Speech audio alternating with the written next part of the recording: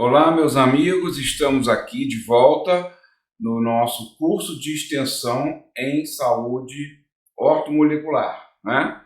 Vamos para o nosso quarto módulo e nesse quarto módulo nós vamos estudar um pouco dessa fisiologia das doenças gastrointestinais, né? Os distúrbios gastrointestinais abrangendo as gastrites, um mal muito comum hoje, né? Hoje em dia nós temos uma incidência muito elevada. Vamos mostrar, inclusive, como repercute nesse tipo de processo inflamatório a questão emocional. E vamos falar da síndrome de Hansen, que é a síndrome do estresse adaptativo, e vamos ver como cortisol, ACTH, esses hormônios, eles interferem, né? E podem causar uma predisposição a um processo até de uma gastrite erosiva, né? Gastrite erosiva, como vocês sabem, é uma gastrite aguda, uma gastrite mais violenta, né? Que as pessoas sofrem muitíssimo, com dores fortes, pode haver sangramento, tudo isso. Então, essa questão no estômago é muito importante. No intestino, as inflamações, né, as doenças inflamatórias intestinais, algumas crônicas, como é o caso da doença de Crohn, como isso prejudica, né, porque nós estamos falando do sistema que nos permite absorver os nutrientes, né? Então, todos esses processos inflamatórios, eles vão nos causar prejuízos muito sérios com relação à absorção e utilização dos nutrientes, muitas vezes já ficando prejudicado pela digestão incompleta. Nós vamos ver também o capítulo da digestão dos nutrientes, né? Nós vamos ver, por exemplo, a questão das proteínas, como é complexo, lipídios também, com aquela floculação pelos ácidos biliares, mas as proteínas com muitos passos sequenciais que são fundamentais para levar até a mucosa do intestino delgado as formas dipeptídicas, né? Acima de dois aminoácidos, né? Unidos, né?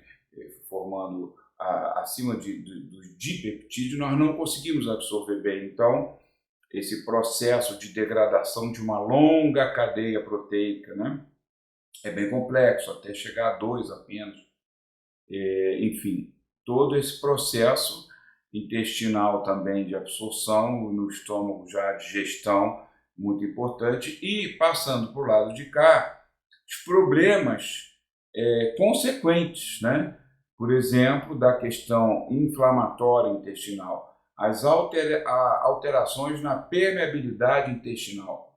Ora, essas alterações na permeabilidade intestinal, elas vão levar a sérios problemas de saúde e vão abranger doenças inflamatórias, processos de fadiga crônica, uma série de problemas, né, que vão decorrer desse processo aí de alterações com aumento na permeabilidade intestinal. O papel da flora intestinal nisso tudo aí e como nós atrapalhamos a flora, como nós podemos e conseguimos atrapalhar a nossa maravilhosa microbiota intestinal com alimentação inadequada, baixa ingestão de flavonoides. Sempre vocês têm que ter em mente que o flavonoide ele é um elemento nutricional da maior importância para a flora intestinal. Você melhora muito essa flora com os flavonoides, né? São chamados também do grupo dos pré-bióticos, né? Eu diria também pós-bióticos, né? Os flavonoides especialmente pós-bióticos, mas também pré-bióticos, porque eles não só facilitam a colonização das nossas células amigas, né? Que são os probióticos, né? E ele não só facilita a colonização, como ele viabiliza a expansão de uma flora amiga, né? Nós já vimos no capítulo anterior, no módulo anterior, que temos uma ganguezinha de bactérias, né, que nos faz engordar mais ainda, né? Nós vimos Bacillus tetrahelicomicron, nós vimos Methanobrevibacter smith e vimos também o Enterobacterium retali. Olha, essa ganguezinha, ela prolifera quando o grupo do bem diminui. Então, estou dando um exemplo, mas se quiser outro exemplo, vamos falar para os Clostridium, né, os anaeróbios. Praticamente a família Clostridium é muito conhecida pelos potentes neurotóxicos, né, que é o Clostridium tétano, né, e o do botulismo, esses que são letais, inclusive. Mas nós temos muitas outras espécies de Clostridium que não são agudamente letais, mas vão nos fazer muito mal, que também são produtores de neurotoxinas menos agressivas que vão nos causar distúrbios em médio e longo prazo, né? Vão nos trazer problemas de mudança de humor, vão nos trazer dificuldade de aprendizado, uma série de problemas, porque essas toxinas, infelizmente, quando elas migram para o sistema circulatório, e isso acontece quando a permeabilidade intestinal está aumentada, nós temos essa perspectiva, nessa possibilidade de migrarmos substâncias indesejáveis, né, que a barreira da mucosa intestinal deveria filtrar, e filtra, como está rígida. Mas, assim, essas alterações na permeabilidade são muito nocivas, porque aí vai permitir que vários produtos, toxinas, até elementos metais pesados, enfim, vai permitir que essas substâncias tenham acesso à circulação. Então, quer dizer, vocês estão vendo, minha gente, que isso aqui, esse maravilhoso sistema, né, que começa na boca, descendo ao esôfago, para o estômago, que tem o fígado como um órgão que nos supre com várias enzimas digestivas importantes, com os ácidos biliares também, que vai permitir a absorção das gorduras, das vitaminas, inclusive lipossolúveis, né? Então, vocês vejam todo esse conjunto, né, de órgãos, o pâncreas também dá sua importância na produção de insulina e enzimas digestivas, e caindo então no intestino delgado, aonde começa realmente a absorção desse material que foi preparado, e muito bem preparado, né? É um material que foi extensivamente, em alguns casos, como o amido, né, já começa na boca, com enzimas importantes como a amilase salivar, e depois indo ao estômago, aqui, por exemplo, muito importante na digestão das proteínas e das gorduras. Enfim, todo esse processo maravilhoso que vai entregar um material digerido para absorção no intestino delgado, né? Que nós temos então o duodeno, o jejúnio e o íleon, né? Formando aí quase 5 metros aproximadamente, mas que nós sabemos a parte mais importante é no duodeno, né? Então vocês vejam que capítulo importante, que módulo importante esse que nós estamos iniciando aqui. Espero que vocês fiquem conosco, né, em cada vídeo, né? Nós estamos fazendo apenas o primeiro vídeo desse módulo, a expectativa de 4 vídeos para esse módulo, mas vamos ver se fechamos às vezes em 3, né? Então, esse sistema digestivo, onde o intestino delgado ele vai ter uma importância vital, né? Porque é onde acontece efetivamente a absorção, principalmente no duodeno, um pouco no jejúnio, e poucos nutrientes que são absorvidos, que se conhece, né? Porque a ciência muda sempre, mas no íleo, por exemplo, é vitamina B12, poucos nutrientes, que o resto já foi tudo absorvido no duodeno e no jejúnio, não é isso?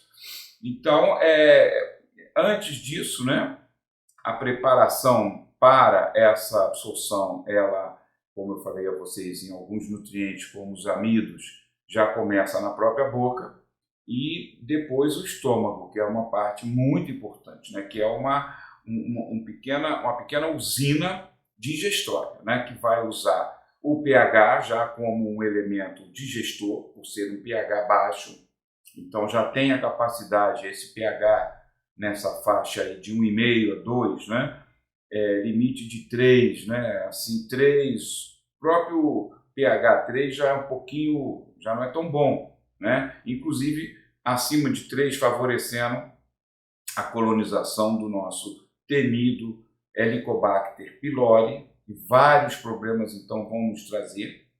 Coisas interessantes vamos ver com vocês, por exemplo, o tratamento da infecção do H. pylori, quando já se instalou uma gastrite, que normalmente o H. pylori leva a essa irritação, né? Não é uma gastrite erosiva, aguda, mas é uma gastrite persistente, né? E superficial, podendo ser profunda se não for tratada durante anos. Mas, enfim, quando nós trabalhamos com a redução ou a eliminação, melhor dizendo, do H. pylori, dependendo de onde esteja mais infectado o tecido, corpus ou antrum, por exemplo, nós vamos ter uma resposta diferente, né? Como, por exemplo, no caso do corpus, que o H. pylori ele está com uma baixa acidez, ele produz uma baixa acidez, e quando eliminado essa localização aqui do órgão, ela pode explodir numa produção maciça de ácido clorídrico. Então, às vezes, vai levar até um refluxo após a eliminação do H. pylori, nesses casos, excepcionalmente, porque mais abaixo no antrum, o que acontece é que já está muito incomodando esse processo do H. pylori com essa gastrite nessa região, e a eliminação do H. pylori realmente suprime os sintomas. São detalhes que vamos ver mais à frente, mas de acordo com a localização do H. pylori no estômago, nós vamos ter uma resposta diferente após a sua eliminação, tá? Então vocês vejam que interessante, esse pH no estômago, que é bem ácido, né? De 1,5 a 2,5, 3 já é assim, limite, né? Porque com 3 já não faz uma digestão boa, somente proteína, né? Então o ideal nessa faixa de 2, 1,5 a 2, 2,5. Agora, que interessante que essas válvulas que separam do esôfago e para o intestino, importância fisiológica, porque nós temos pHs completamente diferentes a partir da saída do estômago para o intestino. Nós já vamos para 7, 7,5 e até 8, né? E anteriormente ao estômago, no esôfago, um pH também próximo da neutralidade, normalmente de 6,5 a 7. Então vocês vejam como é muito bem construído todo esse sistema digestório, com as mucosas, evidentemente, tendo um papel muito importante. No caso do estômago, basta a gente analisar como essa mucosa, que são células, né? Ela consegue resistir a 1,5 de pH. É isso? Afinal de contas, são células, como diz, são com características específicas, mas são células que, se não fosse o muco, a grande resposta disso aí, dessa diferença, é o muco. Porque esse muco ele vai permitir que toda essa parede celular do estômago ela seja protegida. Então, a importância do muco, nós vemos hoje, pessoal, está todo mundo falando em Akkermansia. Eu fui um dos primeiros a falar em Akkermansia aqui no Brasil, e a importância que eu, na época, frisei, está se comprovando, né, com outras pesquisas, que é que a questão que a Akkermansia ela é uma grande produtora de muco. Quer dizer, nós produzimos muco, né? Nós produzimos muco nas nossas células, né? Que nós vamos ver células especializadas do estômago, por exemplo, em outros órgãos, como o intestino e esôfago. Mas a Akkermansia ela vai nos ajudar aumentando muito o muco. Então, basicamente, o efeito mais importante da Akkermansia é proteger os órgãos, principalmente o intestino, né, onde que ela se localiza, proteger com a produção do muco. Então, quando nós temos uma intensa, suficiente, adequada produção do muco, nós não temos nada disso aqui. Nós não temos gastrite, nós não temos colite, nós não temos essas alterações. Então, uma das chaves para nós trabalharmos bem todo esse sistema digestivo, vamos melhorar o muco. Vamos ver aqui nesse módulo como nós podemos fazer suplementos com certos probióticos, com certos nutrientes, aminoácidos, o que a gente pode fazer que vai melhorar esse muco, tá? Então, esse pH, como nós já vimos, no estômago, numa faixa de 1,5 a 2,5, abaixando de 1,5, aí nós começamos a ter realmente o processo irritativo. Até 1,5 segura bem, abaixo de 1,5 começa a irritação e a inflamação, e as células vão ser afetadas e vamos ter processo de gastrite, né? Assim, no nível de boca e esôfago, nós temos um pH neutro e o intestino ligeiramente alcalino. É assim que funciona, tá? Inclusive as enzimas digestivas que nós liberamos no intestino, elas têm um pH compatível, né? Elas são também alcalinas, por isso elas atuam perfeitamente bem ali naquela luz intestinal, onde são lançadas pelo pâncreas e pelo fígado, né? Bom, então vamos agora falar um pouquinho de um processo que está acometendo uma grande parcela da população, que é o refluxo esofágico, né? Hoje a incidência disso é muito grande. Nós temos o refluxo ácido, que é o mais comum e é bem sintomático, e é bom que seja, porque eu vou falar de casos, inclusive casos até que eu acompanhei dentro da minha família, do refluxo não ácido, que é mais perigoso, porque ele é tudo que não é sintomático, né? A pessoa ela não percebe, mas acontece uma irritação nessa mucosa, principalmente na saída do esôfago, obviamente, para o estômago, né? E ali nós vamos ter, com o tempo, sem tratamento, poderemos ter problemas até como hérnia de hiato. Eu, por exemplo, na minha família, tenho um caso exatamente disso. Se fosse sintomático, não teria evoluído, porque a pessoa não aguenta, né? O incômodo e tudo. Então, o que a gente sempre fala, a dor é o nosso alerta, né? É a nossa campainha de vamos procurar tratamento. Então, é menos comum o refluxo não ácido, mas eu posso dizer que eu já vi 2 casos, né, de perto, assim, acompanhei, né? Não, só para a gente... então, essa sintomatologia, às vezes é meio confusa, às vezes a pessoa até entra num pronto-socorro, estou com muita dor aqui no peito, muita dor, pode confundir, pode levar a um diagnóstico inicial de alguma coisa até cardiológica, né? Por isso, a emergência é para gente grande, né, filho? Médico da emergência, bater palma, porque não pode errar. Infelizmente, erraram com um amigo meu, com essa sintomatologia, parecendo cardíaco, colocaram 48 horas na UTI cardíaca, ele fez um abdômen agudo e veio a falecer. Quando abriu, não tinha mais como.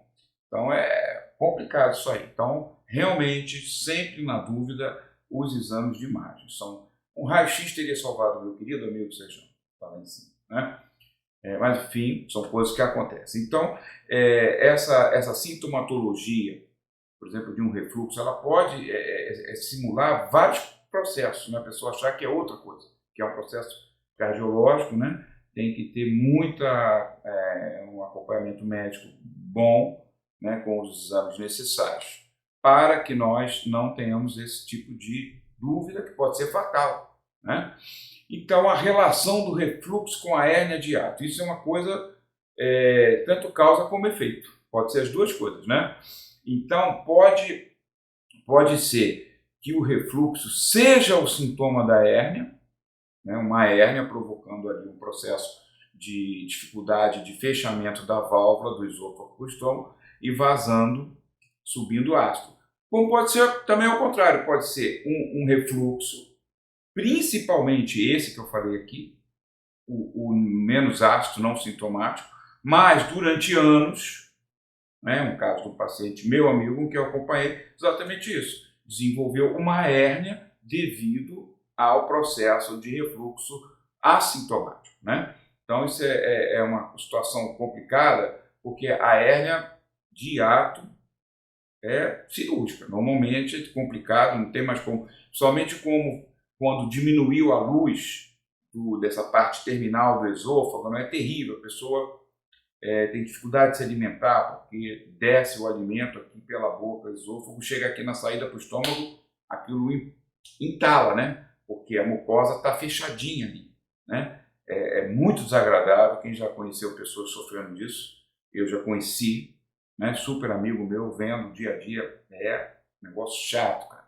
Aí faz um tratamento, às vezes, com as velas, né? Velas são tubos, para alargar um pouquinho, uma coisa mecânica, melhora o tempo, depois, infelizmente, fecha de novo, né? Então é bem chatinho isso aí. Vamos falar algumas coisas interessantes, porque tem certas condutas terapêuticas que são internacionalmente adotadas, né? E que nós não vamos poder deixar de fazer, por exemplo, a metformina, que é chamado padrão ouro no diabetes 2. Então, quer dizer, nós não estamos aqui para dizer que não deva usar, mas vamos ver alguns aspectos que poucos têm comentado sobre, por exemplo, os efeitos da metformina reduzindo a absorção e a biodisponibilidade de vitaminas importantes, como a vitamina B12. Nós sabemos que a vitamina B12 ela vai ter um papel fundamental no processo na hematopoiese, né, que é a formação de novas células vermelhas, né, novos glóbulos vermelhos. A vitamina B12 tem um papel importantíssimo também no metabolismo dos ácidos graxos, somente os de cadeia ímpar, que são menos comuns nos alimentos, mas existem eventualmente. Então, quer dizer, a vitamina B12 ela tem um papel fundamental na síntese das chamadas proteínas da mielina, né, que são esfingosídeos, são proteínas complexas, normalmente são glicoproteínas, que formam exatamente a capa dos nervos, né, que a mielina ela é a proteção do nervo em si, né, como a gente sempre brinca aqui falando, é o fio de luz, né, o fio tem aquela capa plástica, né, então a mielina é a capinha plástica do nervo, né, que impede que esse nervo entre literalmente curto, né, circuito. Então vocês vejam que estudos como esses, importantíssimos, publicados há pouco tempo, 2020, tá? Numa revista especializada totalmente, né, que é o Diabetes Metabólico, Síndrome e Obesidade. E vocês vejam eles retornando com esse tema. O quanto, por exemplo, o metformin pode estar relacionado com o decréscimo da vitamina B12 e outras vitaminas também, que esses nossos cientistas aqui abordaram, outras vitaminas do complexo B, não só a B12, a vitamina D e um elemento mineral da maior importância para nós, que é o magnésio. Então, é preciso estar muito atento. E por que eu estou falando desse artigo aqui da metformina? Nós estamos falando do módulo gastrointestinal. Por quê? Porque esse artigo ele reúne dois agentes terapêuticos, que é o metformin e que é o omeprazol, né? Estão juntos nesse artigo. Então, a segunda parte, agora sim, entre os pacientes com diabetes 2, 40% relatam refluxo esofagiano. E a medicação mais usada são os inibidores da bomba de prótons, cuja sigla do inglês é PPI, né? Ou PPIs, né? Então, o que acontece? Proton Pump Inhibitors, né? Esses produtos, como o omeprazol, como o lansoprazol, pantoprazol, também estão relacionados com redução nos níveis de B12 e magnésio. Então, os cientistas concluem, inclusive, dizendo que em um grande número de pessoas, os dois medicamentos se encontram em uso.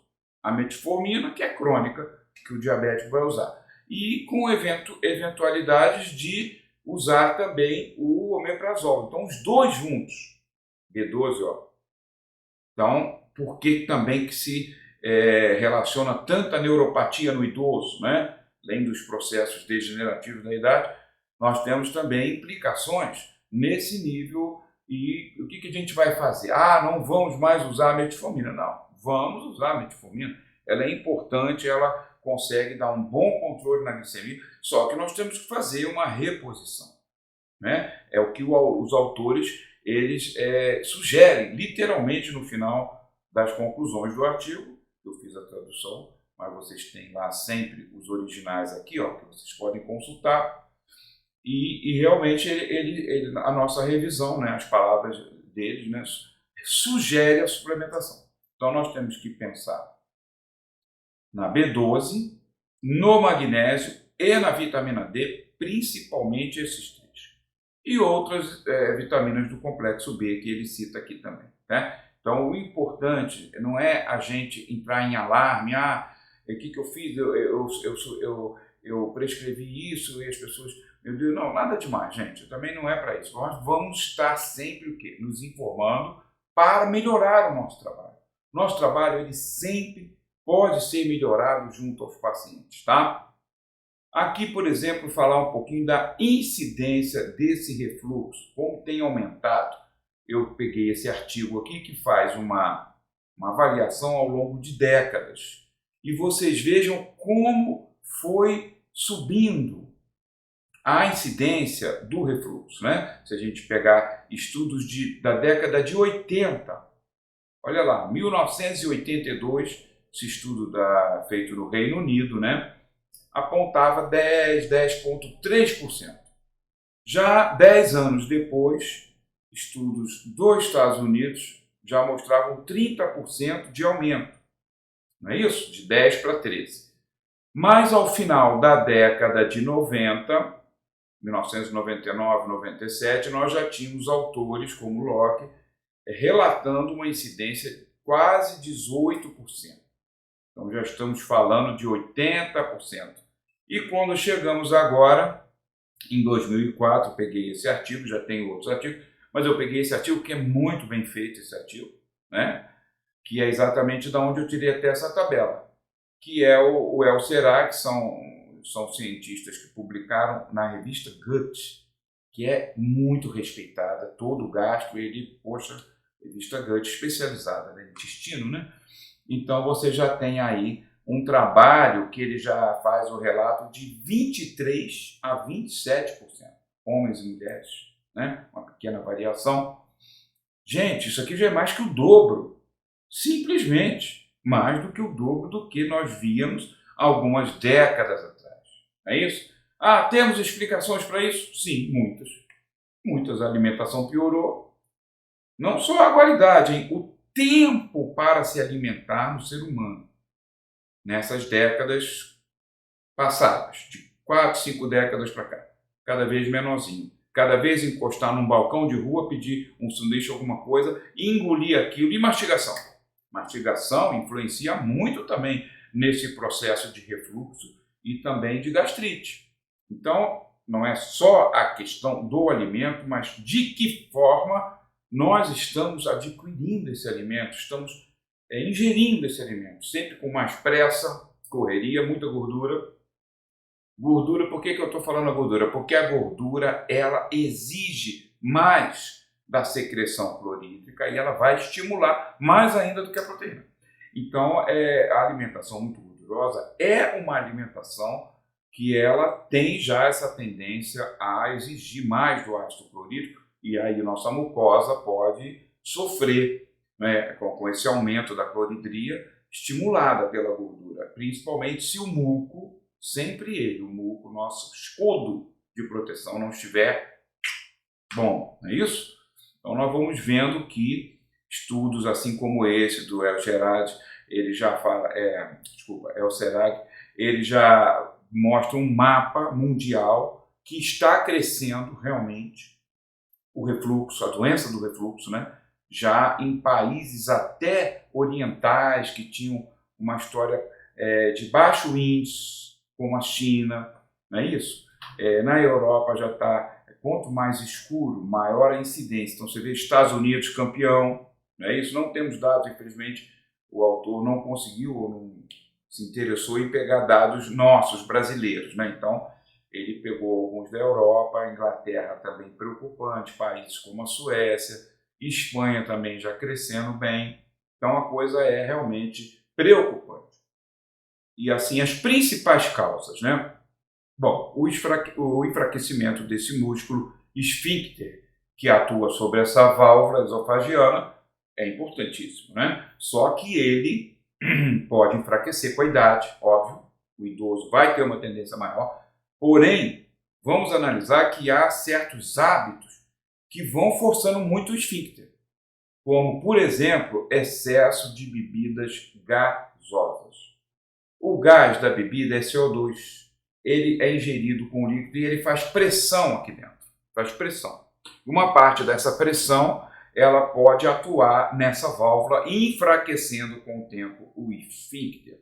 Por isso, não vamos jamais recomendar que as pessoas usem bebidas gasosas, principalmente com frequência, como eu vejo no dia a dia da rua. Eu ando na rua também e vejo. Pessoas sentam para pedir sua refeição nas praças de alimentação da vida e pedem logo uma garrafa grande de refrigerante. Às vezes sentam 4 e eles pedem aquela gigantona de 2,5 litros. E bebem tudo, junto com a refeição. Pior ainda, né? Então nós precisamos trabalhar isso com os nossos pacientes.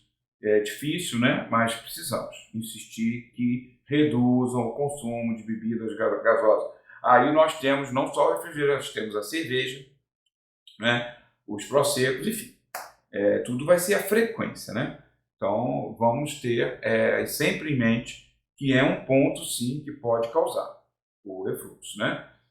Também coisas mecânicas, como roupas muito apertadas, por isso que é recomendado o Dr. Juarez Calegaro, meu querido, lá em Brasília atualmente, sempre falando da questão de estresse. Ele é um estudioso do estresse, ele fala coisas incríveis. Ele fala, gente, poucas pessoas percebem que roupas apertadas causam estresse. É verdade. Inclusive a pessoa sentada, que é o pior, né? A roupa às vezes está justinha, o cinto e tal, mas quando senta, né, essa dobra aqui, né? Então sempre é recomendado que as pessoas afrouxem um pouquinho o cinto quando estão sentadas, né? Trabalhando, principalmente quando vão se alimentar, né? Então isso é uma dica importante para nós também, né? E entrando na parte de alimentação, a gordura sempre vai ser a bola da vez, já expliquei por quê, porque ela exige mais ácido e ela vai estimular mais ácido. Muito condimento também pode estimular ácido, não é isso? E também a questão do hábito noturno. Não é legal você fazer uma refeição pesada lá, um jantar, e deitar a seguir, né? Então, isso também vai estar contribuindo para a etiologia do refluxo.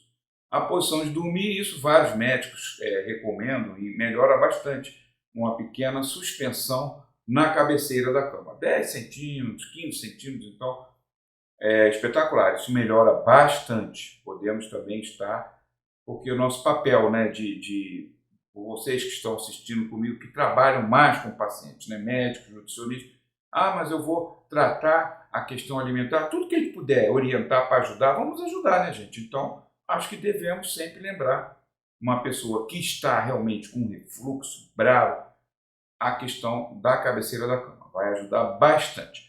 Vamos ver também que certos medicamentos, eles podem contribuir para a doença do refluxo, né?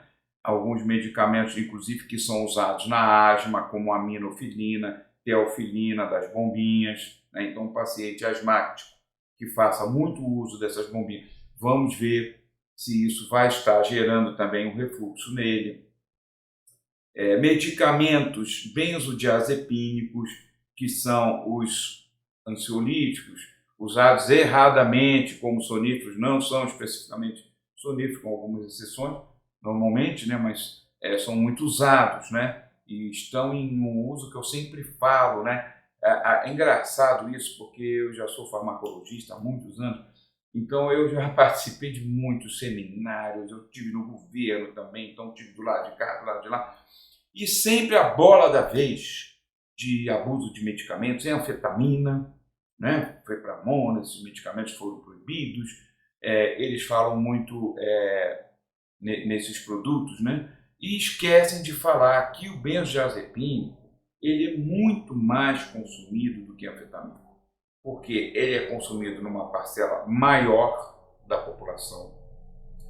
Muitos pacientes eles vão ao médico mensalmente pegar a receitinha azul, já é um hábito, eles vão lá, e já estão dependentes disso também. É considerada a segunda droga legal de maior uso no mundo. Primeiro, o álcool, obviamente. Droga legalizada, né? E segundo, o benzodiazepina, que é um remédio, né? Mas é o segundo em maior consumo. Então, eu vejo que, não sei, os programas, eu tive dentro do Ministério da Saúde 12 anos, e uma vez até tive uma discussão técnica, né, num seminário lá na UERJ. Eu falei, gente, falaram várias medicações, principalmente anfetamina, e ninguém levantou para falar sobre o abuso de benzodiazepina. Então, temos que falar, tá? Eu sempre vou falar. E as pessoas estão já... Bom, infelizmente tem farmácias aí, drogarias, né, que conseguem vender sem receita, existe uma entrada sem nota fiscal no país, tem fronteira seca, Paraguai é uma confusão, né? Então, a verdade é que se encontra. Você vai ver várias pessoas comprando benzodiazepínico sem receita, não me pergunte como, mas existe. Então, vamos alertar também sobre isso, que o uso crônico, ininterrupto do benzodiazepínico também pode contribuir para refluxo. Isordil eu coloquei aqui, mas até bobeira minha, mas que o livro diz, né? Que ninguém usa toda hora. Isordil é uma coisa muito eventual, mas enfim, botei aí. E por incrível que pareça, aqui no finalzinho, hipocloridria. Aí você vai falar, pô, o professor Sérgio ficou doido. Como é que ele está dizendo que hipocloridria vai me causar refluxo? Sim, senhora, vai causar. Por quê? A baixa cloridria, independente de coisas que eu já falei a vocês aqui, que vai ser compatível, a baixa cloridria vai ser compatível com infecção por H. pylori. Tá? Não se esqueçam disso. Por isso, maneirar no omeprazol da vida. Mas, independente disso, e eu voltar aqui, a baixa cloridria, ela tem um problema sério, que ela aumenta o tempo do alimento no estômago. Sim, porque o alimento não é bem digerido.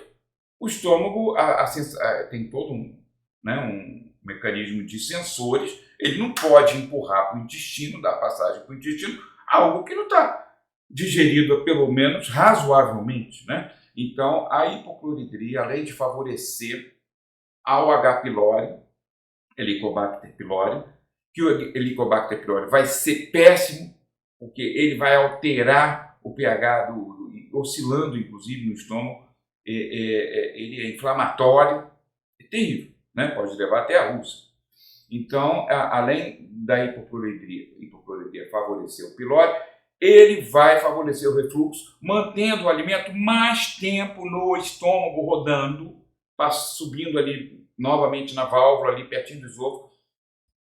Não é legal. Então, nós precisamos realmente ter cuidado com a prescrição de inibidores da bomba de próton, né? Que a gente sempre diz que o capitão-chefe, omeprazol, tem vários outros. Não sou contra, gente, pelo amor de Deus. Há pouco tempo a pessoa falou, mas você faz essa cruzada anti-omeprazol. Eu não faço cruzada anti-omeprazol. Eu só peço que usem com bastante parcimônia e com necessidade. Não vou dizer que não, o cara está com uma crise, gastrite erosiva. É aquela, meu Deus do céu, tem que ser. Mas não é, hoje não estou legal. Comi o almoço, não bateu bem. Vou tomar o omeprazol, né? Porque as pessoas, infelizmente, compram sem receita. Não é uma medicação controlada. Então, cabe a nós, profissionais de saúde, estarmos falando sempre com os nossos pacientes. Não fique abusando do omeprazol, não é para você fazer igual o Sonrisal, não. Comprou ali, toda hora tomando, né? Precisamos, e o próprio Sonrisal também não é para abusar, né? Que é bicarbonato antiácido. Mas, enfim, então nós precisamos, sim, estar alertas quanto ao abuso de inibidores da bomba de próton, que no fim a hipocloridria vai ser uma causa não só de refluxo como de gastrite, porque existe o efeito rebote. Gente, pensa no corpo como uma máquina fantástica, maravilhosa, de autorregulação. Ela procura sempre se autorregular. Então, se abaixou muito o ácido, uma medicação que eu estou tomando, quando passar o efeito dessa medicação omeprazol, aquilo vem com tudo. As células parietais, elas são hiperestimuladas e aí você vai ter pico de acidez. Aí você não vai ter 1,5, 2. Aí você pode ter 1. 0,8, 0,7. E aí, ó, não só GERD, aí você tem gastrite, até pode desenvolver uma úlcera. Por isso, realmente, pode parecer meio estranho dizer, mas o próprio abuso dos inibidores da bomba de próton podem gerar uma gastrite depois, tá? O consumo de álcool e o refluxo, existe alguma relação? Sim, existe. Medida, confirmada, e eu trouxe até esse artigo, mas tem vários outros.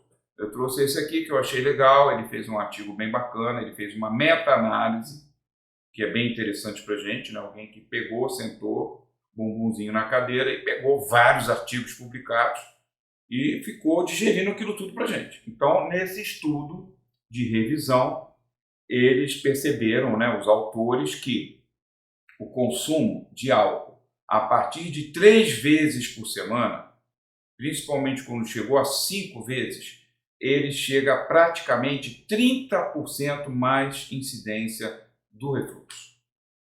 Quando a pessoa bebeu acima desse limite, né, que seria praticamente todo dia, né, que a semana tem 7 dias, então com 5, de 3 a 5, 29%. Acima disso, chegou a 63% de probabilidade de ter o refluxo, né, a doença do refluxo. Então, isso é muito importante, né? O consumo de 12 gramas e meio de etanol por dia. O que é isso em termos de mililitros? Porque o álcool ele tem uma densidade menor que 1 da água. Então, 12 gramas e meio vai corresponder a 16 mililitros de álcool, né? Essa dose foi associada já com um pequeno aumento no refluxo, em torno de 16% de probabilidade. E o que são 16 mililitros de chope? Ora, se o copo de chope tem 300, vamos botar 300 mililitros, que é espuma, né? Então vamos botar de líquido, 300 mililitros. 5% de álcool tem o chope. Então nós estamos exatamente falando aqui de um copo de chope. Então, quer dizer, um copo de chope todos os dias já não foi legal, né?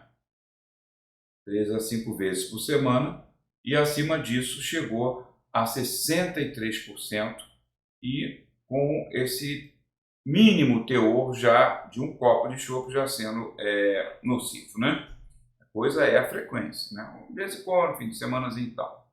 Não todo dia, não toda hora. Isso aqui é cabeludo, vamos tentar. A complexa relação do H. pylori com o GERD. Por que eles fizeram, quer dizer, esse artigo não vale, né? Mas por que os gastros eles discutem tanto essa questão do tratamento, do pós-tratamento do H. pylori? Porque eles perceberam que os pacientes reagiam de formas diferentes. Uma grande maioria, ótimo, tratou o H. pylori, acabou a gastrite, ficou tranquilo. Mas uma parcela menor tratava o pylori e ele tinha uma piora na gastrite e até na doença do refluxo. Então, o que eles verificaram? Exatamente aquilo que a gente falou aqui atrás. Dependendo da região aonde esteja mais localizado o pylori, nós vamos ter essa variação. Então, uma pequena parcela da população, uma parcela menor, que tem o H. pylori mais localizado no corpus, quando ele é tratado do H. pylori, depois ele pode ter um refluxo. E os bons gastros já sabem disso, já ficam de olho, né? Tipo assim, terminei aquele protocolo, né, que existe do H. pylori, com bismuto, aquele negócio todo, ou com antibiótico também, terminei aquilo, terminou o tratamento, já segura um antiácidozinho ali por alguns dias, né? Para evitar isso. No antrum, já nessa parte aqui do antrum, já não foi verificado alterações, tipo, tratou o H. pylori, resolveu, conseguiu erradicar tranquilo, né?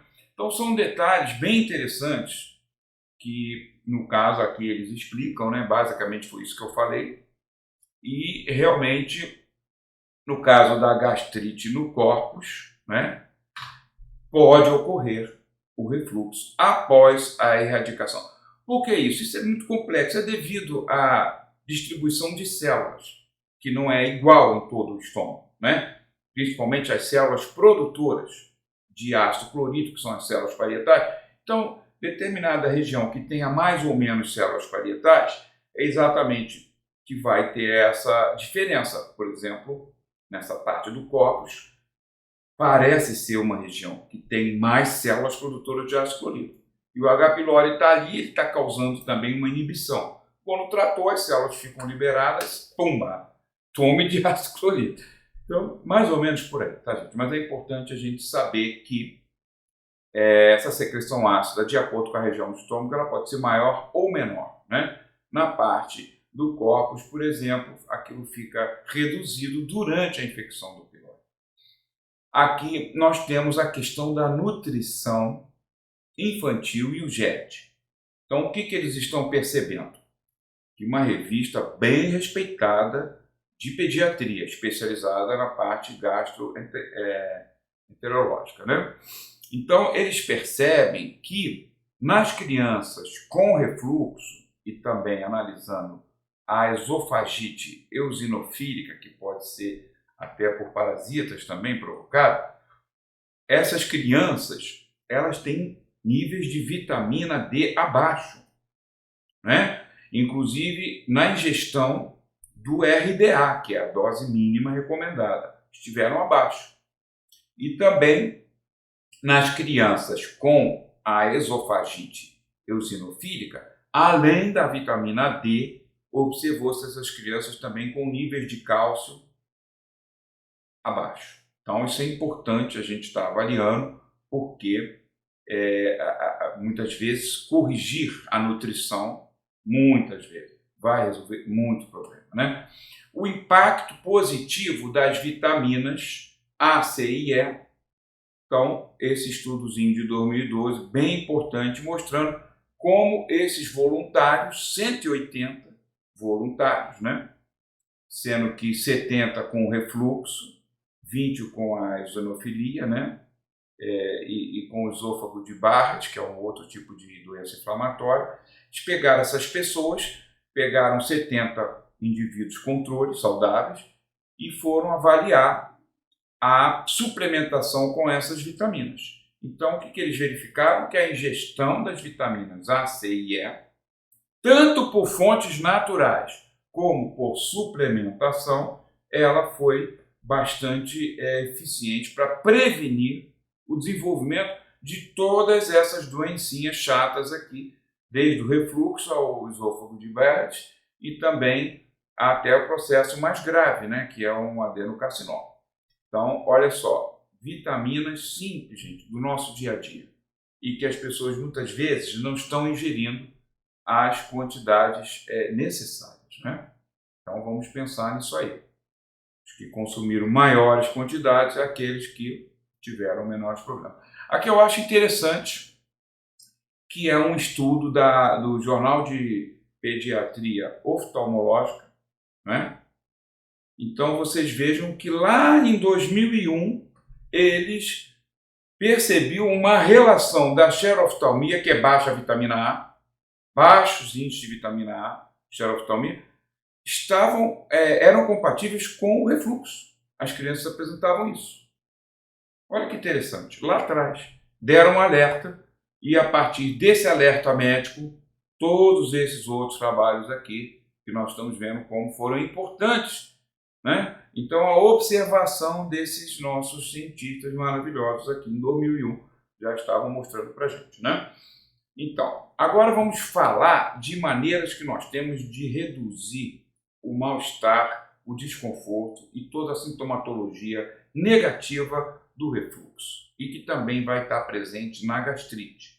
Nós vamos estar falando das maneiras mais naturais que nós podemos tratar, né, usando antiácidos como o alginato, que é extraído das algas marinhas, né, ácido algínico, o ácido polimanurônico, todos são produtos extraídos das algas, são polissacarídeos de cadeia longa e que vão ser fantásticos para nós, porque eles vão atuar como antiácido, eles também formam uma mucilagem e fixam, inclusive, medicamentos que nós queiramos ou precisamos dar a esse doente com refluxo ou com gastrite. Então vai melhorar até se você fizer, por exemplo, um omeprazol, como vou mostrar daqui a pouco, o efeito é melhor do omeprazol com o alginato, né? Então, é um estudo bem interessante esse aqui, publicado em 2018, e nesse estudo eles recrutaram crianças, né, que tinham a história do GERD, né, e realmente a principal coisa que eles viram inicial foi a diferença no número dos episódios de refluxo 24 horas após a administração do alginato. E o segundo ponto positivo foi também que a intensidade dos sintomas diminuiu, ou seja, tanto reduziram os episódios, como reduziu a intensidade dos episódios, né? Então, a administração do alginato foi muito importante, né? Reduzindo todo esse quadro. E o alginato, a conclusão do cientista é que ele diminui realmente o refluxo e a acidez. Ora, nós temos aqui um produto natural que não contém alumínio. Se você for ver, a maior parte dos antiácidos de drogaria contém hidroxialumínio. Não queremos alumínio, o professor Aaron Paul sempre nos alertando, né? Poxa, vamos nos afastar de alumínio, né? Alumínio é um metal que para nós não é biológico. Ele não tem nada de bom para fazer dentro da gente. Então nós estamos falando de alternativas muito eficientes e saudáveis, né? Aqui você veja quando associaram o alginato com o omeprazol, então foi resultado melhor ainda, porque realmente forma uma mucilagenzinha no estômago, fixa melhor esses produtos, né? Metoclopramida não deu queplazil, não deu resultado, tá? Até piorou em alguns casos o refluxo, e também ranitidina não deu resultado.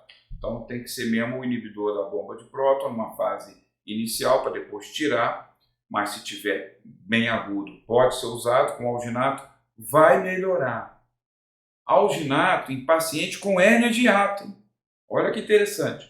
Fizeram até um trabalho aí, muita gente iria gostar, mas pelo amor de Deus, eu teria pavor, ser obrigado a comer double cheeseburger, iogurte e tudo bem. Então esses pacientes, eles ingeriram depois o alginato. Verificou que diminuiu o refluxo, principalmente após pós-prandial, né? 1 hora pós-prandial. Então, é bem interessante isso. Aqui você veja o alginato também no tratamento do refluxo laringofaríngeo, né? Você tem aqui um trabalho de 2020, de uma revista especializada, né? Então, o que eles fizeram uma revisão também sistemática, muito boa, usando o PubMed, o Inbase e o Google Scholar, né? Olha que maravilha, 20 artigos incluídos, os temas alginato, dieta, procinéticos, tratamento respiratório. Eles pegaram tudo que podia estar envolvendo ali, né? De uma forma coadjuvante, né? Então, eles verificaram que o alginato Riconchito é uma fórmula, é um produto oriental com várias ervas. Inclusive tem até gengibre também, tá? Mas enfim, o alginato, o riconchito e técnicas de relaxamento podem ser usados com efeitos antiácidos para alívio dos sintomas, né? Então isso foi um trabalho que revisou mais de 20 artigos. Aqui você tem um produto muito vendido nos Estados Unidos, que é o Gaviscon. Ele é um produto encontrado facilmente, né? Sem receita, e ele é o alginato. Só que eles associaram, para ser mais eficiente, mais rápido, a melhoria do paciente, né, com o refluxo, por exemplo, ou a própria gastrite, tá, gente? Eles associaram o alginato com bicarbonato e com carbonato de cálcio, que são antiácidos, né, sem alumínio, uma forma bacana. E aí, realmente, o que se verificou nesse estudo com pós-prandial, né, a secreção ácida após a alimentação. Então, eles verificaram que forma um sobrenadante nessa mucilagem no estômago, mantendo os antiácidos ali, uma superfície de contato melhor com o estômago. Então, além do alginato ser antiácido, ele melhora o efeito dos antiácidos na parede do estômago. É um verdadeiro bálsamo para quem está passando mal, né, com uma dor de estômago, com gastrite, com tudo isso. Então, realmente, são sachêzinhos que você está aqui a fórmula para vocês querendo usar, precisando, né, nos seus pacientes. É uma fórmula natural. Não tem nada aqui antinatural. Isso aqui forma um sachêzinho pessoa joga no copo d'água, mistura e bebe. Tá? Só vai fazer bem. Aqui você tem de novo o alginato, o hidróxido de magnésio, que é antiácido poderoso, o magnésio em si, glicina. Então é mais ou menos um Gaviscon, né? Que nós fizemos assim porque é modificado. Praticamente os resultados são similares desse com esse, tá? Aqui você tem um trabalho bem interessante sobre os fitoterápicos no refluxo, porque a fitoterapia é muito importante nas doenças do estômago, do trato digestivo. Nós vamos apresentar trabalho de 2 nutricionistas brasileiras maravilhosas que publicaram, muito bem recebido internacionalmente, o trabalho sobre a espinheira santa dessas 2 nutricionistas, nossas colegas brasileiras, tá? Mas vou chegar lá daqui a pouco. Então vocês vejam, essa revista aqui publicou um artigo bem legal. Aí eu extraí desse artigo os principais fitoterápicos que eles falaram, né? O gengibre, que é o Zingiber officinalis, a camomila e o Silybum mariano, né? Com alcaçuz, que é bem interessante para nós, né? Essa associação, ela vai nos dar realmente um resultado muito bom para tratar esses processos de gastrite, de refluxo. E caso seja um paciente pequenininho, menor, criança, né? Nós podemos fazer, em vez de cápsulas, como está aqui, né? Nós podemos fazer um líquido, né? Tipo até um xaropinho, usando o quê? As tinturas de cada um, com 1 mililitro de cada tintura dessas. Aí nós fazemos, né, um xarope QSP 10 mililitros, e dá um copinho daquele um pouquinho maior assim, né? Que é para o gosto ficar mais tranquilo, né? Porque são 4 tinturazinhas, então nós vamos ter 4 ml e completando com um xaropinho 10 ml. Então a pessoa vai pegar aquela medidazinha, dá para a criancinha beber. 10 ml vai ser espetacular, tá? Principalmente quando nós adicionarmos, mais à frente eu vou orientar para também a espinheira santa, que nós podemos fazer aqui o acréscimo, que é o Maithenus ilicifolia. Gente, maravilhosa a espinheira santa, você pode acrescentar aqui, tanto aqui nas cápsulas, 150 também, né? Tá anotando aí, né? Depois eu vou mandar o caderno. No caderno de fórmulas eu já vou acrescentar aqui, que eu esqueci, a espinheira santa para gente, tá? 150 também. E na tinturazinha também, aí 1 mililitrozinho, além dessas 4, a nossa espinheira santa. Maravilhosa, tá? Aqui está ela aqui embaixo, o Maithenus ilicifolia, espinheira santa. Mesma dosagem dos demais, tá? E aí, então, do refluxo para a gastrite, desculpe a piada, mas é um pulo, né? É do esôfago para o estômago. Então, quer dizer, já quando temos refluxo, alguma coisa já não vai bem aqui embaixo. Não é só o esôfago. O esôfago está recebendo o problema que está sendo causado aqui no estômago, né? Então, realmente, esse processo de gastrite hoje é uma causa importante de pessoa se afastar do trabalho, às vezes, por um período, às vezes, eventualmente, uma vez ou aqui ou ali. Então, isso já foi também mapeado, né? Então, tem importância na conjuntura global, né? E, obviamente, para a própria pessoa, né? Um estômago inflamado é um estômago que digere pior tudo. Então, nós vamos absorver pior tudo. Então, tudo é pior com o estômago e o trato gastrointestinal quando ele está prejudicado, né? E sempre fazendo uma menção aos nossos irmãos orientais, que já dão importância ao trato gastrointestinal há séculos antes da gente, né? Eles já estão bem lá atrás, milênio, diria, né? Muito preocupados com isso aqui, né? Então, realmente, nós ocidentais já começamos a pegar esse bonde aí um pouquinho já adiantado, mas é hora de recuperar, né? Então, a estrutura desse estômago, ela é diferente, por exemplo, do intestino, porque é uma estrutura celular não estratificada. O que quer dizer isso? Que tem só uma camada de célula. Por ser assim, curiosamente, né, poderia parecer o contrário, mas por ser assim, ela é mais impermeável do que um intestino que tem várias camadinhas dessa aqui, ó, né? 2, 3 camadinhas de célula. Aí as substâncias conseguem penetrar melhor. E também o tipo de célula, né, do estômago, obviamente, é diferente, a parede. Então, o que acontece? Essa estrutura é maravilhosamente impermeável. A única coisa que a gente absorve no estômago é álcool. É uma das poucas coisas que a gente absorve, porque o álcool é uma molécula singular. Ela é pequenininha e ela tem um pouquinho, ela é bem solúvel na água, mas ela é um pouco solúvel também no lipídio, que é onde nós temos as membranas celulares, né? Então o álcool ele passa. É um exemplo excepcional de que o estômago absorve, né? Porque normalmente o estômago não absorve nada. Ele só prepara o material, né? E essa mucosa estomacal também, ela tem uma superfície aumentada, né? Pela própria anatomia da mucosa, permitindo que as substâncias sejam submetidas a um processo digestivo e com a musculatura do estômago também atuando em cima desse bolo alimentar, né? Então nós vamos ter o processo digestivo que se inicia no estômago da maior importância. Se começar mal ali, para o intestino para baixo, não dá mais certo, tá? Aqui vocês vejam lindo esse slide, eu acho, né? A histologia dessas células do estômago, né? Nós vamos ver cada tipo de célula.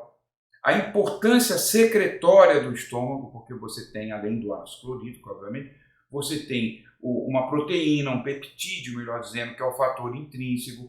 Esse fator intrínseco ele vai ser indispensável para a absorção da vitamina B12, onde já concluímos de imediato. Paciente com gastrite, menos fator intrínseco, menos absorção de B12. Pensa logo na B12, nessas pessoas, para suplementar via sublingual. Não passa no estômago, né? Pega as gotinhas da B12, pede a uma farmácia, a Vena, que está nos oferecendo esse curso maravilhoso, você pede para fazer as gotinhas, né? Pode fazer 1000 microgramas, que é 1 miligrama, para cada 5 gotinhas. Pingou ali, tranquilo. Deixou embaixo da língua. Tem também a jujubinha, as crianças adoram a jujubinha, né? Para suplementar com a B12, né? B12 não tem gosto ruim nem nada.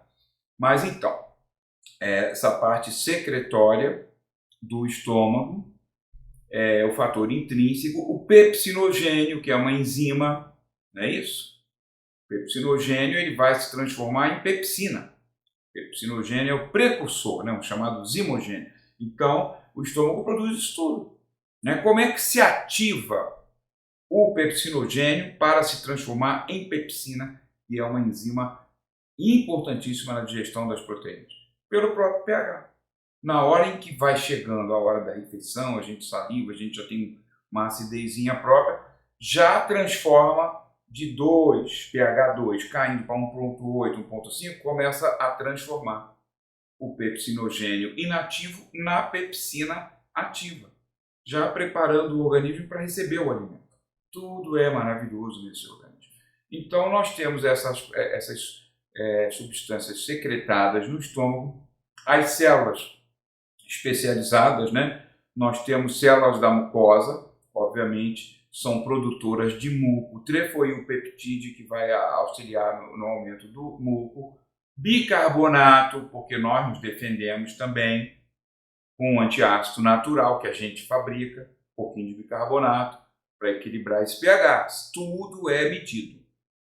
Nós somos uma máquina perfeita. Então, o estômago, os sensores, está baixando de 1,5, espera aí, vamos botar essas células para trabalhar, para produzirem mais bicarbonato, para neutralizar o quê? O ácido clorídrico que vai ser produzido pelas células parietais. Essas células aqui meio verdinhas, está vendo? Essas são as células que produzem ácido dentro da gente. E aqui também, curiosamente, é produzido o fator intrínseco. Então nós temos diferentes células que vão ter produções diferentes de substâncias endógenas, né? Temos células tronco, porque a mucosa fica sendo ela é renovada intensamente. Então tem células tronco que vão sendo diferenciadas.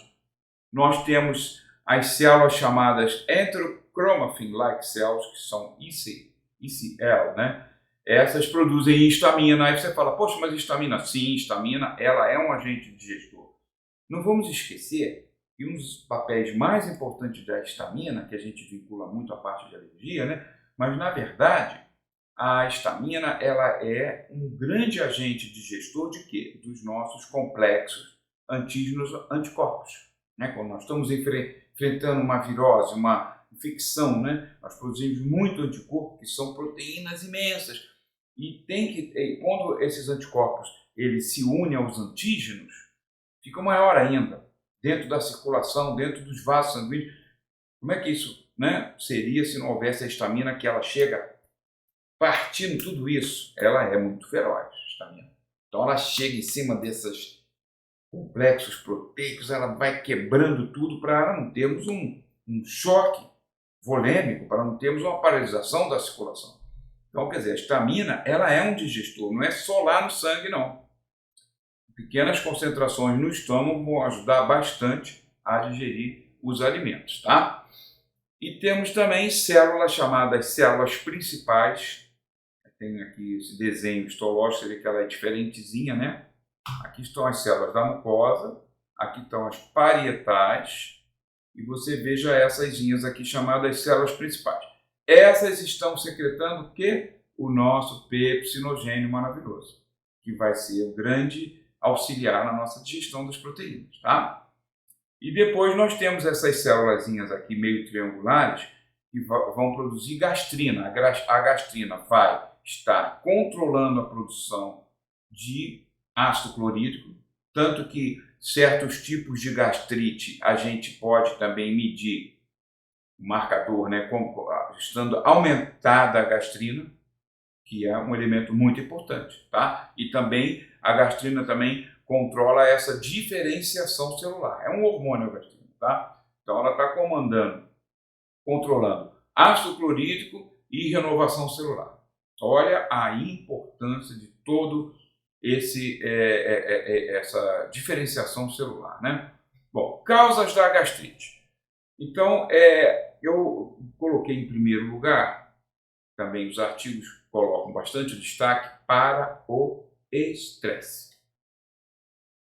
Quem, né, já não percebeu em si próprio ou em outra pessoa, né, nem todos são iguais, mas um grupo de pessoas, como eu, por exemplo, me incluo, é muito sensível ao estresse no trato gastrointestinal, tá? E muitas pessoas são como eu. Se eu tenho um estresse, uma coisa me deixa muito nervoso, assim, de imediato, me dá logo vontade de ir ao banheiro. Isso é uma constante em muitas pessoas. O reflexo é tão rápido, gente, é tão rápido. Por isso que eu digo, esse eixo, né, intestinal, cérebro, é tão rápido, que é tipo assim, opa, tomei um susto, vontade de ir ao banheiro. É coisa de segundos. O que está acontecendo? Obviamente, substâncias como a própria histamina, que vai estimular o peristaltismo também. O peristaltismo é um movimento intestinal, não é isso? Então, o estresse é, sem dúvida nenhuma, um fator etiológico a ser considerado sempre na gastrite. Pode ser puramente alimentar? Pode. Mas olha bem direitinho, lá no fundo, esse componentezinho aqui vai estar presente, tá? Em alguns casos mais graves, outros casos menos graves. O que a gente pode falar para você é que o estresse, ele vai, segundo Hansen, aquele médico austro-húngaro, né, que ele, um pouquinho depois algo 2 décadas depois do Freud, eles da mesma região austro-húngara, né? E o Hansen, que foi um gênio ao descrever a síndrome de adaptação do estresse, com cortisol, antes o ACTH, e como a pessoa se adapta, não é isso?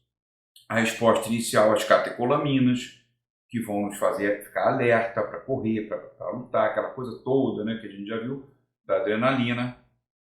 Vamos ver melhor isso no capítulo que eu dou do Bioquímica do Estresse, né? Mas, então, quer dizer, todo esse processo que, após a liberação intensa das catecolaminas, né, que é o susto, que é o que eu faço, é o impacto. Aí vem o ACTH e o cortisol, que eles vêm para o quê? Para acalmar a coisa, para melhorar a liberação, por exemplo, de energia, né? Para o cortisol, ele vai permitir uma liberação de lipídios, só que às vezes desordenadamente, por isso que o estresse às vezes também está relacionado com gordura abdominal, né? Mas ele tem esse papel importante, o cortisol também, de liberar energia de fontes de estoque, como é o caso da própria gordura, né? Então, a adrenalina, ela libera muita glicose na hora, mas depois tem que correr ou tem que lutar. Se tem que continuar correndo ou se tem que continuar lutando, o cortisol é que vai fazer essa adaptação, que aí vai ter que entrar outras fontes energéticas. Enfim, o cortisol, ele é muito importante nesse processo. Só que ele infelizmente, o cortisol, ele vai diminuir a capacidade de regeneração do epitélio gástrico, aquilo que a gente viu aqui, ó, células-tronco que vão se diferenciar, e vai prejudicar isso, tá? Por outro lado, o ACTH, né, que é prévio ao cortisol, ele vai aumentar a secreção ácida no estômago. Então, isso aqui está muito envolvido com gastrite do tipo mais braba, a gastrite erosiva, né? Que é descrita em pessoas sob intenso estresse. Tem uma crise de estresse, aí depois vem uma gastrite, mas é daquela de rolar na cama. Ela é a erosiva, porque erosiva? Que ela tem uma intensa destruição das células, intensa, tá? Célula não consegue regenerar, não dá conta, além de tudo, por causa do estresse também, como já vimos, o próprio cortisol, ele atrapalha essa regeneração da mucosa. Então, isso é muito importante, porque aqui tem que tratar o órgão local, mas tem que tratar a cabeça, porque essa pessoa, ela está realmente lidando muito mal. Isso está somatizando de uma forma violenta, né? Saindo do estresse, desequilíbrios alimentares, sim, com certeza, voltando a falar na gordura principalmente, né? Excesso de gordura, e quanto mais gordura e mais frequência de gordura, você está estimulando ácido clorídrico, tá? Drogas anti-inflamatórias, né? Que as pessoas às vezes usam sem prescrição também. Quando for necessário, né? E às vezes é necessário fazer o tratamento com anti-inflamatório, tipo cetoprofeno, tipo ibuprofeno e essa turma toda, diclofenaco. Essa turma, ela vai fazer o quê? Ela vai atuar naquelas enzimas chamadas COX-1 e COX-2, né? Ciclooxigenase. Então, ao inibir essas enzimas, vai reduzir a produção de uma prostaglandina chamada PGE2, que é inflamatória, está envolvida com todo aquele processo inflamatório. Só que ela também está ligada à produção de muco. Ela estimula que essas células a produzir muco, tá? E ela também estimula essas células a produzir o bicarbonato. Ora, quando você toma o anti-inflamatório, chamados não esteroidais, né, por um tempo maior, você vai ter queda nas duas coisas que protegem o estômago. É muco e é bicarbonato. Pode ter certeza que a pessoa, após algum tempinho usando esses dois, usando os anti-inflamatórios, né, esses dois vão cair, a pessoa vai ter gastrite, é terrível a gastrite, que vem por esse uso dos anti-inflamatórios, tá? Quem já teve, ou quem já viu pessoa ter perto, parente, é bravo. Vamos agora para outra causa, abuso de bebidas alcoólicas, principalmente as fortes, chamados destilados, né? Então também vai ter uma influência, né? A infecção pelo Helicobacter pylori, ela vai favorecer gastrite, como já viu. E a hipocloridria, que parece uma coisa meio antagônica, mas é uma verdade. Então esse pH, quando ele começa a ficar mais elevado, eu diria até que o corte em 2,5, então quando ele já está partindo de 2,5 para 3, principalmente se ele estiver maior que 3, ele está muito alcalino já para o estômago. E aí ele já não nos protege. Não vamos esquecer que o estômago é a primeira barreira de defesa de tudo que a gente come. né? Bactérias, aquele bolinho da lanchonete que está meio coisa, uma vezes uma maionese, alguma coisa, enfim. Quantas vezes a gente já comeu alimentos contaminados e não sentimos nada? Por quê? Porque o estômago estava bacana, né? Com pH 1,5, pH 1,8 até 2. Então, essas bactérias que estão nessas comidas de rua, elas não se criam em cima da gente. Mas quando a gente está caminhando para esse valor aqui de pH, favorece, não é só o pylori não. Aqui o pylori é o foco do nosso estudo também. Mas outras, salmonela, o que tiver. Né? Então é muito importante não abusar desses medicamentos, né? Que reduzem a acidez. Né? Então vamos ter muito cuidado com isso. E além do efeito rebote que esses medicamentos podem causar, que eu já expliquei aqui, né? Então está tomando ali o omeprazol, a vida parou. Quando para, que o organismo já fica algum tempo, tem um efeito rebote. Né? Esse efeito rebote já foi identificado que pode cair até de 1. E aí o que é aí? É gastrite braba, é aguda. Bom, os tipos de gastrite. Gastrite erosiva, gastrite aguda, muito dolorosa, intensa, ligada a processos emocionais graves, estresse de alto nível. E aí nós vamos ter como marcador a gastrina, né? A gastrina que é um hormônio que ela vai estar envolvida aqui com esse processo de renovação epitelial e, no caso, ela vai estar alta porque é necessário, né, que se faça uma reposição de células a partir das células tronco da mucosa do estômago. Então a gastrina vai estar muito aumentada em função dessa resposta que nós vamos precisar aqui na recomposição desse epitélio, que está numa gastrite, como o nome já diz, erosiva, né? Destrutiva de células. Né? A corticotropina, como já vimos a CTH, né? Aumentada, e cortisol, devido ao estresse. Então, isso aí está muito vinculado à diminuição de nossa capacidade também de fazer uma renovação desse epitélio, que vai ser, então, um fator mais crítico ainda para a evolução dessa gastrite erosiva, né? Que foi um quadro que eu experimentei pessoalmente há muitos anos atrás, né? Um processo de estresse violentíssimo. Então, você pode apresentar realmente vômitos e diarreias simultâneas, que eu dou depoimento a você que passei por esse processo. Então, isso aí é vazamento já de ácido do estômago para o intestino. Então, o vômito já é consequência de uma mucosa completamente irritada e a diarreia devido ao vazamento de acúmulo de ácido, atingindo as porções iniciais do intestino, que vai levar depois lá para baixo a uma diarreia intensa. Então, é a gastrite mais violenta e aguda que nós conhecemos.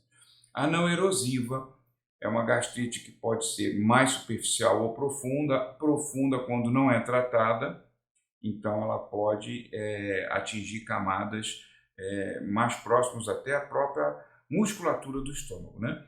Essa gastrite está muito vinculada ao H. pylori, ela vai ter uma infiltração de leucócitos e principalmente linfócitos e neutrófilos, que fazem também um processo inflamatório importante, né? E pode envolver o estômago como um todo ou áreas mais específicas como o antro ou o corpo, né? E não chega a ser acompanhada por atrofia celular nem metaplasia. Isso tem também uma relação com a idade, independente da infecção por H. pylori, né? Um outro aspecto importante é que na idade cai a acidez estomacal, somente a partir dos 55, 60 anos. Temos várias publicações que comprovam isso. Então, o pH já não vai estar numa faixa ótima, né? Nós vamos ter uma tendência aí já 2,5, 3, um pouquinho mais, e com essa hipocloridria, digamos assim, também vai favorecer mais a colonização pelo H. pylori. Então, a idade também vai ter um aspecto bem interessante nisso aqui. Essa gastrite profunda, que é a sequência de um processo superficial não tratado e que vai apresentar dispepsia, vai também apresentar infiltração celular, só que num nível mais profundo, chegando até o nível muscular. Nesse caso, nós temos exudato, sangramento e podemos ter processo evolutivo para uma úlcera gástrica, né? Então, aí já verificamos atrofia celular e metaplasia. E a gastrite crônica, que é a consequência da falta de tratamento, para ambos os casos. Aqui vocês veem, por exemplo, Lactobacillus reuteri, um poderoso probiótico que eles estão estudando aqui nesse caso, os mecanismos pelos quais o Lactobacillus reuteri elimina o Helicobacter pylori. E nesse caso identificaram uma das 3 bacteriocinas produzidas pelo reuteri, que é a reuterina. Essa reuterina é um peptídeo, as bacteriocinas normalmente são peptídeos de pequena cadeia e que funcionam como poderosos antibióticos, né? Só que não são chamados antibióticos porque são produzidas pelos probióticos, então são chamadas bacteriocinas. O Lactobacillus reuteri, ele vai produzir 3 bacteriocinas. Então aqui nós temos uma delas, mas ele ainda produz a reutericina e a reutericiclina. Então são 3 armas poderosas, de onde eu passei a apelidar nas minhas aulas, né? Que eu dava presenciais, ainda dou presenciais. Então eu brincava com o pessoal, né? O reuteri é o leão, o acidófilos o gatinho e o plantarum é um leopardo, mas o leão é o pylori, é muito poderoso. E vocês não vão se decepcionar com o uso do reuteri, por exemplo, para a erradicação do Helicobacter pylori através de jujubas mastigáveis, porque nesse caso nós queremos o probiótico indo para o estômago, então não vamos botar em cápsulas, menos ainda em cápsulas entéricas que vai direto para o intestino. Nós precisamos mastigar essa jujuba com o Lactobacillus reuteri, 5 bilhões por jujuba, uma jujuba de 5 gramas, essa maiorzinha, ótimo, é facilmente mastigável. E lentamente vamos fornecendo essa população, né, de reuteri para combater o pylori, e isso funciona muito bem. Aqui vocês têm ainda, com relação à gastrite, novamente o uso do alginato, né, um poderoso antiácido, totalmente natural, não agressivo. Pode ser associado a antiácidos comuns, como hidróxido de magnésio, pode também colocar um óxido de cálcio, evitando sempre o alumínio, que já falamos aqui, que é um elemento que a gente não tem assim uma boa perspectiva no organismo, não é biológico, né? Então a gente prefere usar os outros tipos de antiácidos. Aqui, por exemplo, o Gaviscon, que é com bicarbonato, já passamos essa fórmula para vocês, inclusive carbonato de cálcio também. O alginato, nesse estudo aqui, demonstrando ser tão eficiente quanto o omeprazol, né, inibidor da bomba de prótons. Eles pegaram 120 pacientes, separaram em grupos de omeprazol puro, omeprazol com alginato e alginato puro. Para a surpresa dos cientistas, o alginato em monoterapia, ou seja, sozinho, ele reduziu os sintomas do refluxo, comparável ao próprio inibidor da bomba de prótons. Então, ele realmente é bastante eficiente. Nós precisamos usar mais essas formas naturais e eficientes, né? E como os alginatos são extraídos das algas, já falei, não é isso? Então, aqui agora vamos falar da glutamina e da proteção gástrica que ela oferece, né? Não vamos esquecer que o muco, ele é formado à base de mucoproteínas, que são da classe das glicoproteínas, cujos principais estimuladores são a glutamina e a glucosamina, aquela mesma glucosamina que nós usamos também para melhorar a cartilagem, né? Nos doentes, por exemplo, de osteoporose também, é a mesma que nós podemos associar com a glutamina. E aí vocês vão ter resultados como esse, a partir da 20ª semana de tratamento, já reduzindo inflamação, em modelo, né, de gastrite com animais, né, um modelo in vivo. Então, os resultados foram muito bons com a glutamina.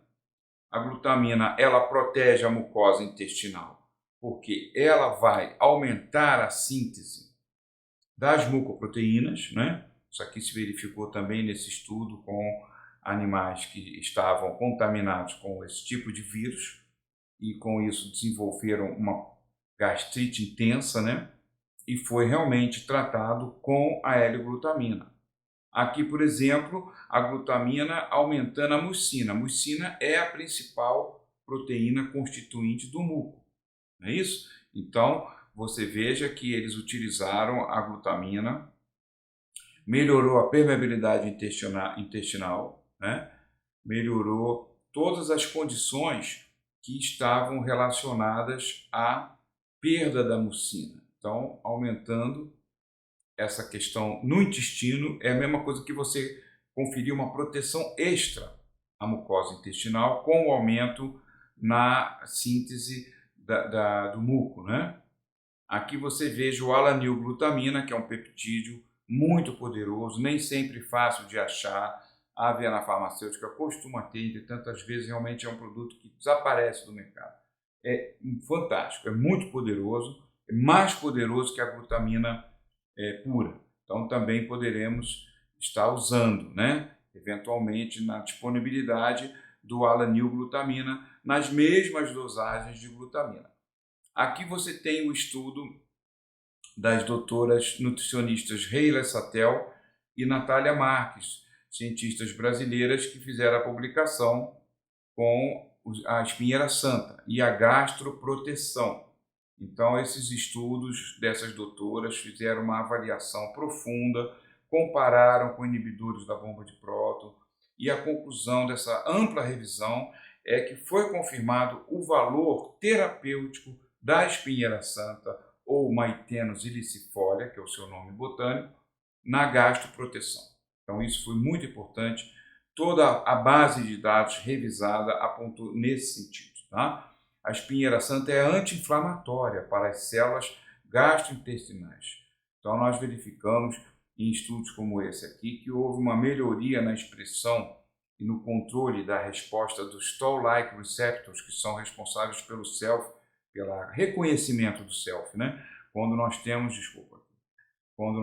uma resposta descontrolada de Toll-like receptor, nós temos possivelmente processos autoimunes e também situações alérgicas violentas, né? Então, a espinheira santa modulando resposta de Toll-like receptors 2 e também reduzindo inflamatórios como interleucina e L8.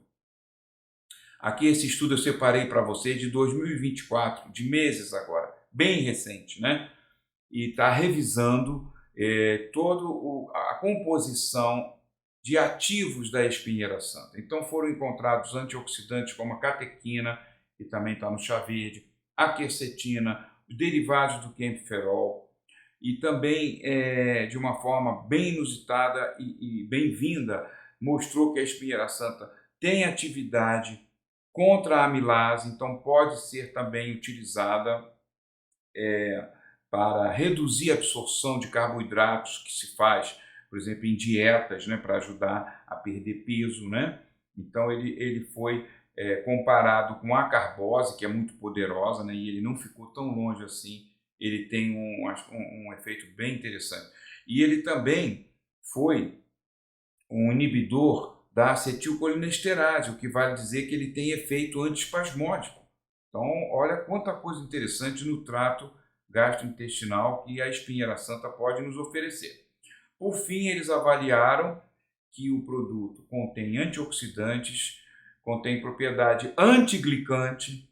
Olha que espetáculo isso, hein? Que é envelhecimento pela glicação é um aspecto muito estudado hoje, né?